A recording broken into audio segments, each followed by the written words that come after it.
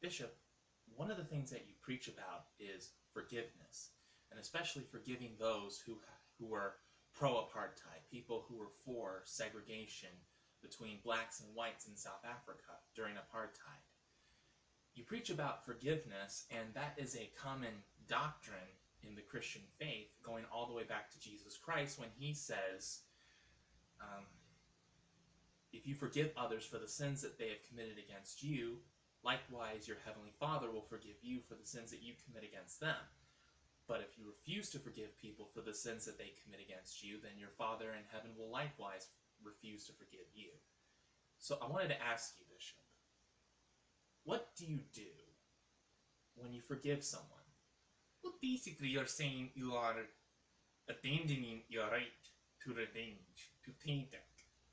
You're basically saying, however you have wronged me, if you have abused me, or you have ridiculed me, whatever it is you have done to have wronged me, I want to let go of that. I don't want to nurse a grudge. I don't want to resent you. I want to let go of that. So kind of like letting go of the pain, letting go of the feelings of resentment, letting go of the pain.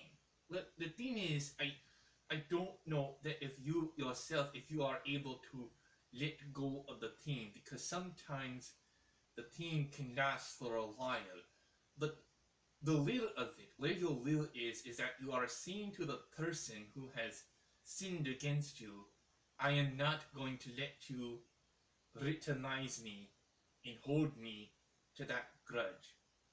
That is what I'm saying. I want to let go of that. I forgive you. I do not want to hurt you back. If that makes any sense. Do I have to do anything, the person being forgiven? For your own sake, the only way you can appropriate forgiveness is by confessing. And that opens you. It opens me. It opens you to be able to receive it. You see, it's like that window right there. That window? Yes. It's like opening a window. You see, forgiveness can be likened to the sunshine and the fresh air that is out there. You see, you have the window and the shades, they're all closed. They cannot come in.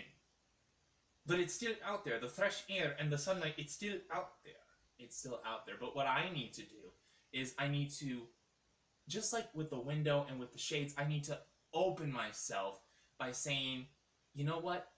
I've done something wrong, and I acknowledge that, and I'm sorry. Please forgive me. Right. That's exactly what I'm talking about. You've got it. Yeah, I guess that makes a lot of sense. But unfortunately, we live in a world where a lot of people just don't understand the doctrine of forgiveness. People just don't understand that. They don't understand about, you do something wrong, you're supposed to confess what you've done, and the person you've done wrong to is supposed to forgive you and just let it go. Unfortunately, that is the sad, sad world that we live in nowadays, Bishop. I know. We may not always live up to that standard, but it is the standard, and we've got to do that. You see, Jesus taught us to forgive people. Even when he was on the cross, he even prayed for those who crucified him. He said, Father, forgive them, for they know not what they do. So, if Jesus can do that, then we need to forgive those who, quote-unquote, crucify us. Yes. That is the ideal, and we may not always reach it, but that is the standard. Forgive. You must learn to forgive.